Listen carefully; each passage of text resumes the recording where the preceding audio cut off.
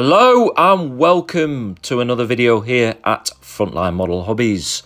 And I bet you're all thinking, yay, or boo. But either way, yes.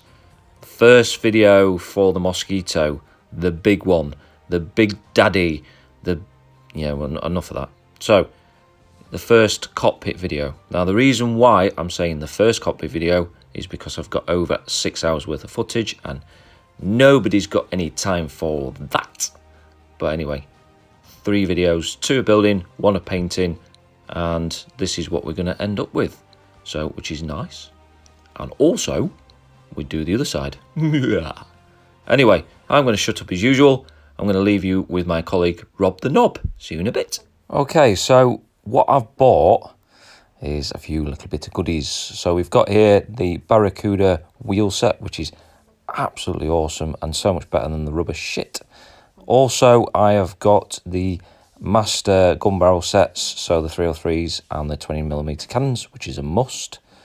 And also the air scale, the HDW seat belts, which I am going to use this logo here for the RAF for the base, and also you do get a nice little map in there, which is nothing related to what we're doing, but either way.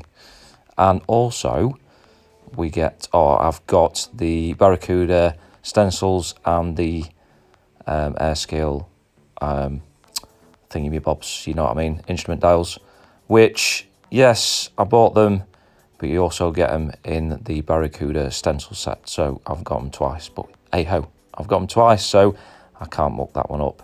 But either way, all the goodies are essential here, so everything that you've got is very nice.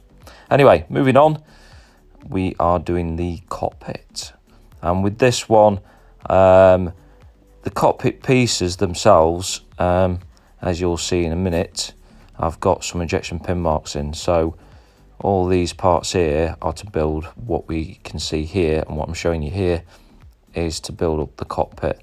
So with that in mind, I need to get rid of the injection pin marks, and that slipped off my hand, knob. But either way, yeah, so nice little design, nice way of going together. But what I'm going to use here is the Everbuild stuff that I get from Toolstation.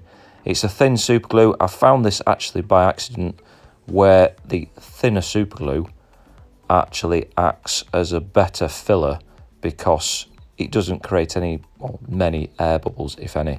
So I just, like I said, I found it by accident. I don't know how, but either way, it works. So there. Anyway, that's what I've done, and that's how it finishes off. So next up is I'm using I believe it's a trumpeter chisel. And basically I use this chisel just to take off the bulk of the super glue. It's just so much easier doing it this way than actually sanding it down and probably taking half the plastic with it, which you kind of do when you're using super glue. But if you do it this way, you've got a better of a chance of actually keeping not only the remaining of the plastic, but also your sanity when you've realised you've mucked it up. And anyway, so yeah, scraping away and just keep on going until you get to a point where it's sort of semi-flat to the rest of the plastic, like so. And then next, what you can do is come in with sanding, which is next. And what I'm using is the Meng sanders, which are fantastic. And what I'm using here is the 180 grit. It is very nice indeed, very lovely. And there we go, simple. And you, like I said, don't take too much plastic out. And what you can do, well, what I have done, 180 is a bit coarse, so I come in with 400 grit, and it's fine from that. And there we have it. So that is all the parts, all done.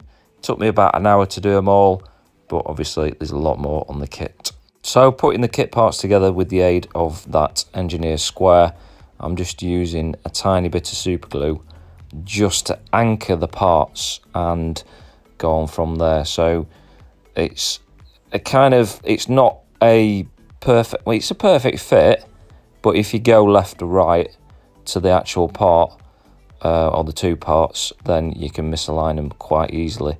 So yeah, all right, come on, glue them together. And it does bite eventually when I finally get my head together. I should have just used normal glue, shouldn't I? Oh well, and there we have it.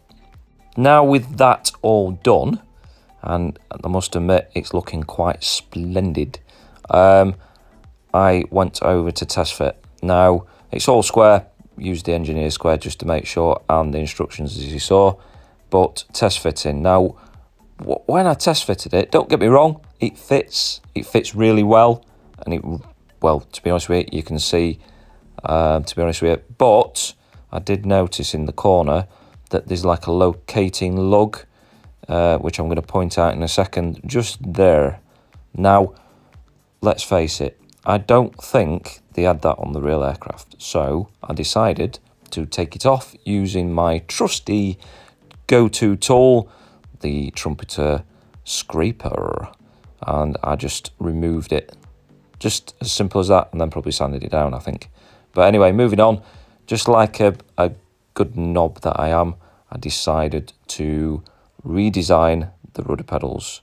Nothing too elaborate, I just thought that this part was a bit naff and I couldn't be asked to sand it down, so I redesigned it to something like that, just using brass rod and tube, and it's something so simple. And what I did use is 1mm brass rod for the actual bar that goes through, and also I used 2mm brass tube for the outer case. Now I've already measured the plastic part and I've got this here, and I've just cut it to a certain length, and then I'm using the actual vernier calipers just to measure, and then I'm going to do a little nick with the blade as you saw there, and then there we go, and then when he finally gets around to it, come on, anyway, so you roll the blade along, and this is how you cut them. This is how you'll try and cut it square. What you want to do is try and make sure that the blade is square, and as you can see, I have made it square, so there's one little line. If you get like a multiple lines or tram lining, yeah, you've kind of messed up, and you've got the blade at an angle, so it's not going to be a square cut, and you're not going to cut in the place where you want it to cut, if that makes sense. Anyway, so I'm going to leave you with me doing that. Cheerio, see you in a minute.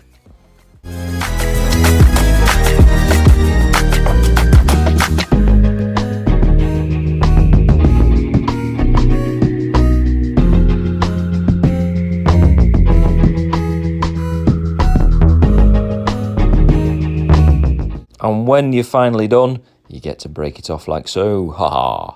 And don't forget to measure. Anyway, so moving on.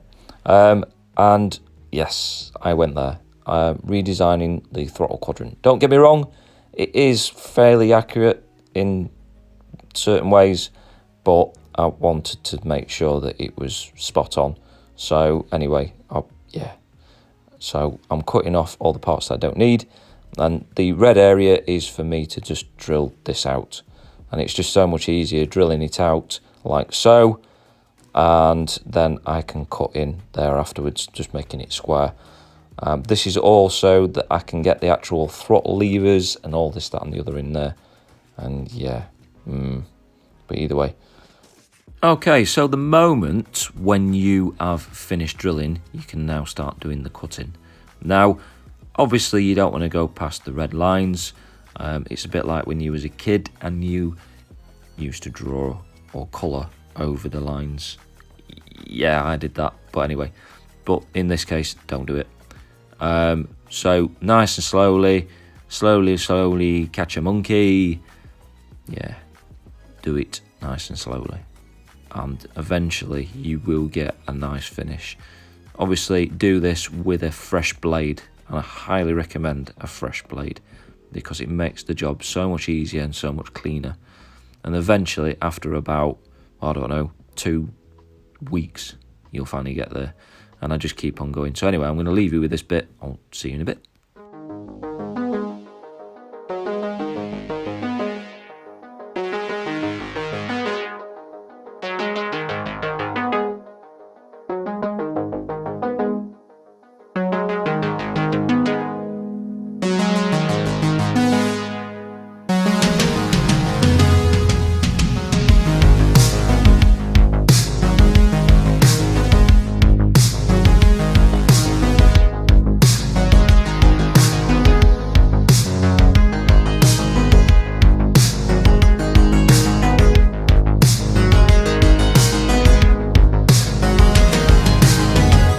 Anyway, I hope you all enjoyed that bit. I must admit I did as well. Very satisfying removing plastic. So anyway, next bit is using, and this is some PE that I use for a 30-second tornado, and I've just basically nicked some parts of it from there.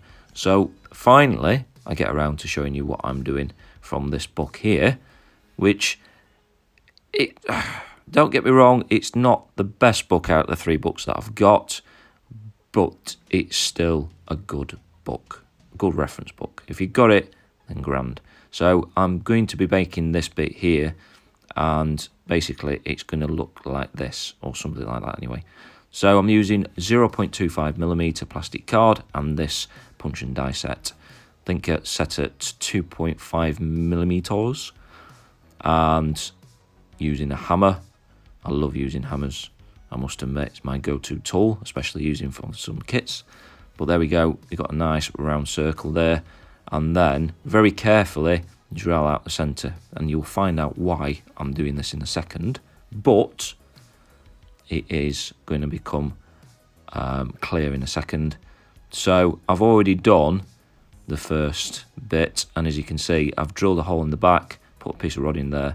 And obviously, these plastic round circles, as you can see here, are going to separate the difference between each lever and each throttle part in the back, like so. So with that bit all done, as you can see, it's a bit clearer now what I want to achieve and where I'm going to go with this one. So the next bit is to do one of the levers on the side, which you can probably see from the blurry picture in the top right hand corner of the screen. But either way, I'm doing a 90-degree bend just so that I can get it through that little hole on the side. And I'm not quite sure what these levers were for now. Oil, no, feather the props, I'm not quite sure, I can't remember. But anyway, so every time you do something, test fit. And I'm test fitting now. So literally I bent it and I test fit it. And I realised that I probably did it a bit too far.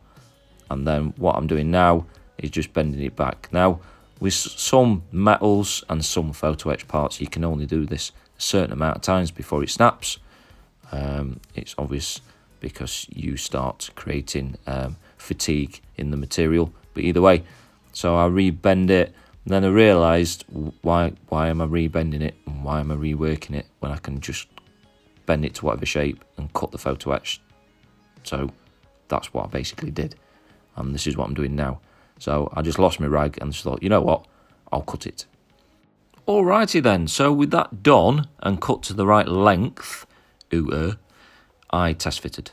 And probably test fitted 1,000,001 times and finally got it to the right sort of position in height and length and all this and the other. But anyway, so next job was to build the throttle levers, and I've done the right engine one, as you can see. So I've done that one and I need to do that one. So let's do this one. And basically I spent probably about half an hour here realising that I am just making the job 3 times harder than what it should be, and then realised, you know what, why not I just shove it in the other way. Oh god.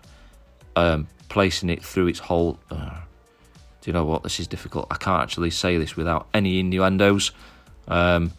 Placing it into the right position through the right receptacle.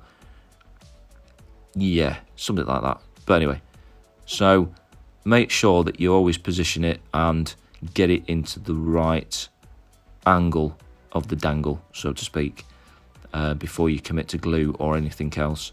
So I'm just positioning it, and I want to do it so that it's not level with the other one, just to give it a bit of scope, really. And then I'm using the actual plastic itself to use it as a lever so that I can get it nice and square like so. So with that done, what I'm using here is a Sharpie just to mark out where I was going to cut. That is just as simple as that. And then when I've done that, I'm going to use some photo etched scissors just to cut a sort of pointy bit on the end, so a bit of a triangle on the end. This is going to become self-explanatory later, but I need something or somewhere to mount the kit part. Now, I might be crazy, I know, but either way, this is the only way that I thought that I could do it so that it's actually solid, if you get me meaning. But anyway, so the actual kit part is going to mount on there. So what I've got to do is cut a slot, and I've used a very, very sharp blade, and do be careful, don't cut your fingers. I didn't much on one, well, I did actually, but anyway. So cut a slot, and then magically you can mount it like so and just super glue it in, and I've done with it. Finally, for now, for the throttle quadrant, I decided to start setting fire to stuff as usual. But anyway, so using a end of a drill bit, so if you heat it up long enough, you can sort of put some bumps in there for the side levers on the throttle quadrant like so. So that was what I decided to do, like that, which you can see on the side there, and it produces that, or something like that anyway. Nice and sanded down, so that is that done for now. So next up for my pointless gallery of engineering or re-engineering parts that are kind of alright in the kit is the instrument panel. Now, the reason why that I decided to do this is because the instruments look a bit wonky and not square. So I'm using the Airscale set, as you can see there, and they look absolutely lovely, I must admit. And what I decided to do was sand them down, the original part anyway, that is, by the Meng 400 grit. And what I did notice, what you can see there, is that when I'm sanding it down, you've got sink marks, so they're not exactly flat anyway. Yeah, okay. But either way, so carry on sanding until it goes flat, and that's basically what I did, so that the actual instruments themselves are not hollow, if you know what I mean, wherever. I'm talking shit again, aren't I? But anyway, next up is using some Tamiya extra thin and gluing the backing on, and it was just as simple of just tacking it on with that stuff. So some of you might be asking me, what's the reason why you're doing this? Now, there is a method to my madness, and it'll become self-explanatory in a second, but either way. So when it's all glued on, I've painted it. Now, I've painted it with a Tamiya XF something or other. Make sure that it's not opaque, you can't see through, that's a must, but either way. So, first two decals have gone on there, and as you can see, I've got a ring to follow, oh god. Anyway, there's some solid state to actually fit the decal to, and now, as you can see, I'm cutting the decals out, and it's just a case of just following all the way around, and I'm using the Tamiya decal scissors because I'm just weird like that, and I love using them to cut decals, either way. But anyway, gloss over that, and yeah. So anyway, I'm going to leave you onto the point where I'm using Microsol, which reminds me of like some sort of Spanish drink. I'll have some Microsol, please. Anyway, I'm going to shut up. I'll leave you with this. Cheerio. See you in a bit.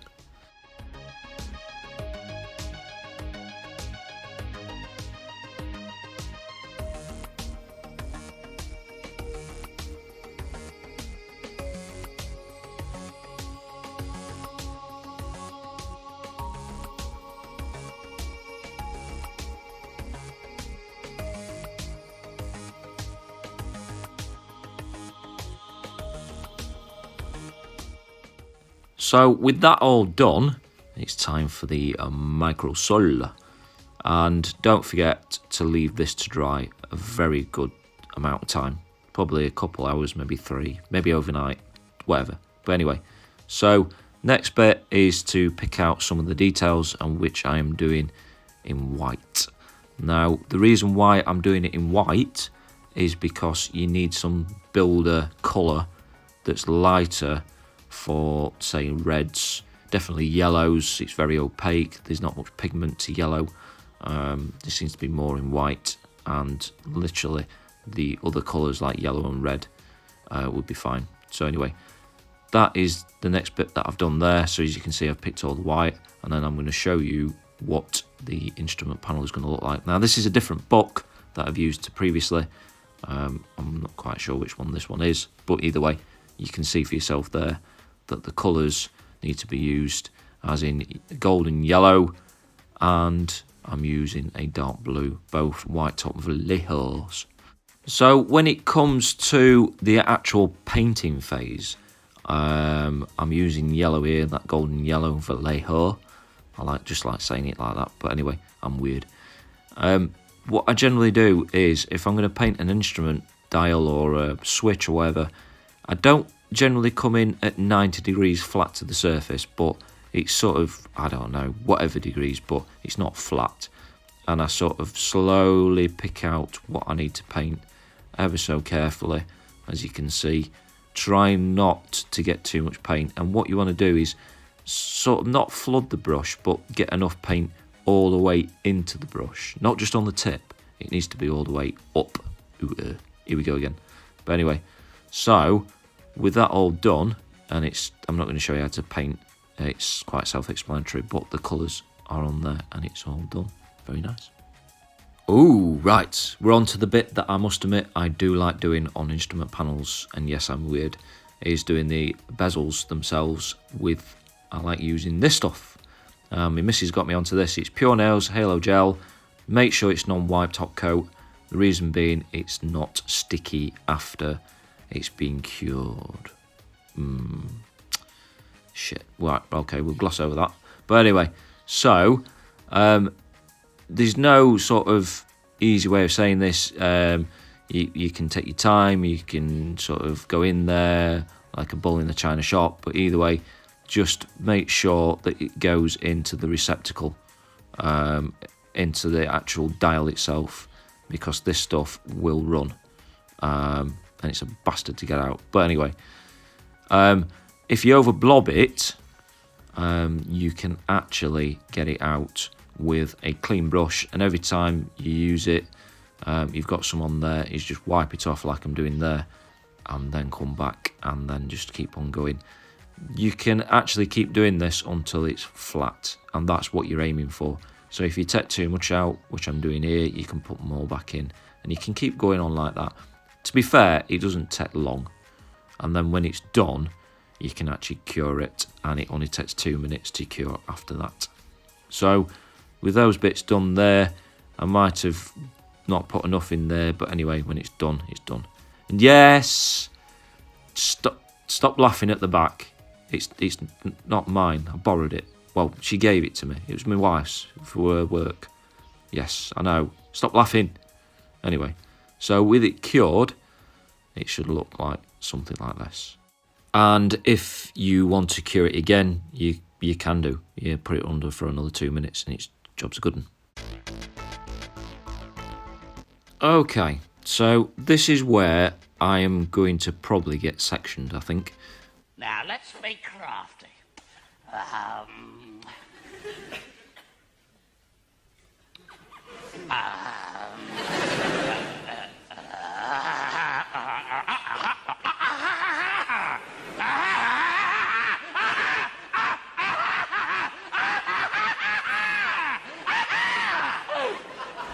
So, in my own mind, yes, I know I've done all these drawings that what I'm basically going to do. Now, it's worst case scenario when you go downstairs and you're watching a program that you don't like, your missus is watching, you've got your reference material and you think, ooh, I've got a grand idea. Oh, disregard that drawing. I had a look at somebody who'd done something on a 30-second HK one and realised it was just a load of fictitious bollocks. But anyway, so yeah, as I said, I might get sectioned for this, but anyway.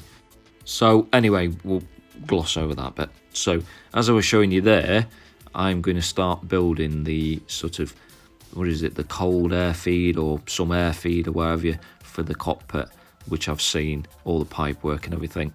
So different rod and tube, both plastic and brass, is going to be used for this, and just basically trying to get it in my own head of how I'm going to do it. And basically I sort of sit there and probably sort of, it looks like I'm daydreaming, but I'm trying to work out what I'm going to do. So what I'm using is actually 2mm plastic rod, and I've got a 2mm drill bit there, and I'm trying to work out whether if I do a 2mm hole in the brass rod, is it going to be too much? So I've drilled a pilot hole, smaller obviously than 2mm, and then I come in with the 2mm. So it's quite easy to actually drill into brass. It's not too hard. It's soft. Ugh. These innuendos, Jesus. But anyway, so simple as just drilling the hole and just making sure that I'm actually going through like so. So that is, I think I only drilled one hole, and then I put the rod through there. Actually, probably drilled another hole through the other side. No, in fact, no, I drilled one hole, yes. Alright, so I didn't want to say this at the beginning of making this part, but what I've actually made is a cold air control knob. We all like a good knob in the cockpit. Yeah. What's it all this? I've had enough of this rowdy, rebel, sniggering behaviour. Silence! Quiet from Victorian guards! Seize them! Seize them! Blow your noses and seize them! Yes, I'm sorry. Yeah, poor joke. But anyway, so what I'm doing here is I've just randomly cut some plastic rod just to a certain length. So I'm bent it to a shape where I think it's going to go, and I'm just placing it in there so that I've got it in my own head where it's going to go, and it's going to clear the cockpit access door. So it does. Next up is to do the parts behind the instrument panel, and I've got some plastic tube that I'm just randomly sort of guessing where it's going to go, and sort of it's going to be that length, and there we have it, that it's going to be that long. So basically that is all in there and done. So please disregard that little box in the corner. I made that up off camera, yes I know, but I'll show you how to do them in another video. So that's all the cold air feed in there, and next bit is to put the supports for the rear seat. So you put the seat in, drill a couple holes, put them in, and then just glue in the back. It's self-explanatory, not hard to do. Next bit is to do the radio mount. Now yes, I was sat again watching TV with the missus, got a bit bored, and Lenny at RTV Models sent me some DCS pictures, and I decided to sort of fashion a mount from different bits and bobs. So anyway, just to clear this mount, I've glued some plastic strip on the bottom of the radio, and then, as you'll see why, is that I've got some aluminium, or aluminum for our American friends. No, it's not, it's aluminium, but anyway. So I measured it all up using some vernier calipers, and basically just made sure that everything's all square, and carried on measuring. I don't know why I did that for so long, and then transferred it to the actual aluminium there. Quite simple and straightforward. Do you know what? Ali is a really nice material to work with. Quick score, snap off, and it's done. Nice and square. And what I do, and what I always do, and what I always tell you to do, is test fit. Always test fit. But anyway, so the bracket or the bracing for the radio itself. Now, some of it might be a bit what if, but I don't care. What I've used is some brass rod, and obviously the metal part, and I've used some plastic sheet and cut it into strips for the base, actually underneath the alley. But anyway, so what I'm doing here is I want to put some horizontal bits through the back just to support it a bit more, and I've already done one, so I'm doing this one. So I'm measuring it with my vernier calipers at the front to transfer it to the back so I can drill the hole, because obviously it's a bit sort of what if you don't know exactly where you need to drill. So I'm just making sure that I'm making it square at the back, and so that I know where I'm going to drill. So now my way of actually drilling horizontally through the back of the cockpit is to first start drilling flat and then transfer the drill bit sort of horizontally, as you can see there, following the other one, and then just carry on drilling all the way through. Now obviously you might have a different way of doing it, that's fair enough. I'm never going to say you need to do it this way and it's only this way, but that's the way that I found out that you can actually drill horizontally through without causing any issues. So keep making sure each way that you're drilling obviously with the other part, as you can see, and then you're drilling square vertically, if you know what I mean, if that makes any sense. And you can see the drill bit come through, and then just put it into the position. So drill it all the way up and all the way through. And then don't forget to take the bearing off the back, because I always forget to do that. And then when you paint it, you've got some gnarly shit on the back, and you don't want gnarly shit.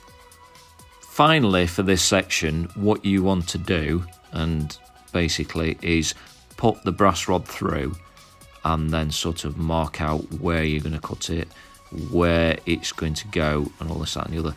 Also, what you want to do is to make sure that it's flat on the end, just because you go in at an angle of the dangle, so to speak. So you want to sand the flat area in, and then when it's all in, just glue it in. So I'm just using some that Everbuild, what I'm using actually, thin stuff. Make sure it's thin, and it just basically runs round and runs into all the gaps.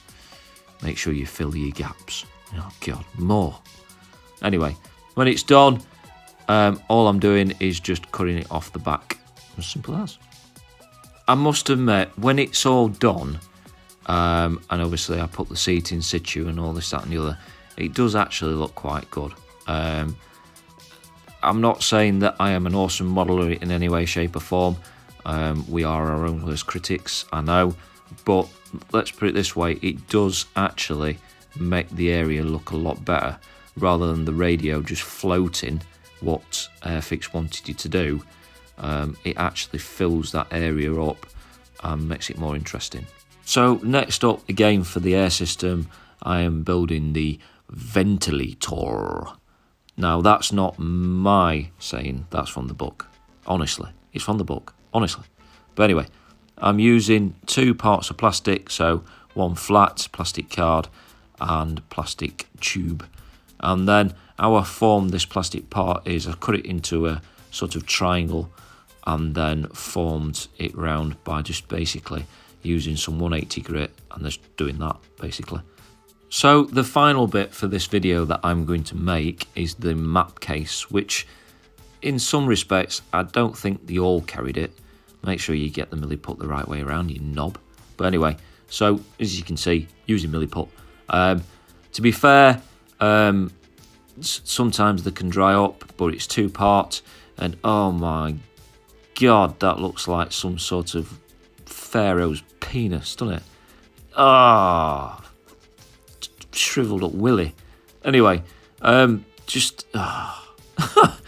anyway, just make sure that you cut the right amount off, just you don't want too much, and then just mix it together like so until it just basically goes white, and that's all you need to do. There's no rocket science in it, and it stays playable for quite a long time. So basically what I'm using here is the actual chisel that we were using earlier as just basically like a rolling pin, as simple as that. Use plenty of water. Is that a bit of bum fluff that I've got in there? Yeah, remove that. Ah, that's disgusting. Anyway, we'll gloss over that bit, shall we? So yeah, like I said, make sure you use a lot of water because it can start splitting like that. To be fair, I totally forgot about this because I've not used milliput for years, probably for about a decade, to be honest with you. But roll it out. You can roll it out as thin as you want, as thick as you want, whatever you. But anyway, just make sure that you roll it to the right thickness before you start cutting. That's the worst thing you can do, is realise that it's not cut, or sorry, not thin enough. That's what I basically learnt. But anyway, when you've rolled out your dough to the right consistency, as in the thickness, now you can start doing the cutting. Now, because it's thin, as you can see, as soon as you blob a bit in there, you're going to cause yourself issues. So you need to be very gingerly with it and cut it to the right width and all this and the other. So just using the vernier calipers, you can see, and just score the area, and then you can just run the blade through it. You can actually use a ruler. You don't really need to be that precise because it is a map case and it's going to be made, oh, it's leather, isn't it? So it's going to have soft edges and this, that and the other. So I just generally cut to the right width, so to speak, and then I do it later by making sure that I cut the right length. So like I said, make sure you use plenty of water because the bloody stuff sticks to the surface. Now that I've got it off, like I said, I can cut the right width, like you see there. And yeah, it's just as simple as that. So I'm just going to leave you with that for 2 seconds. I'll come back in a minute.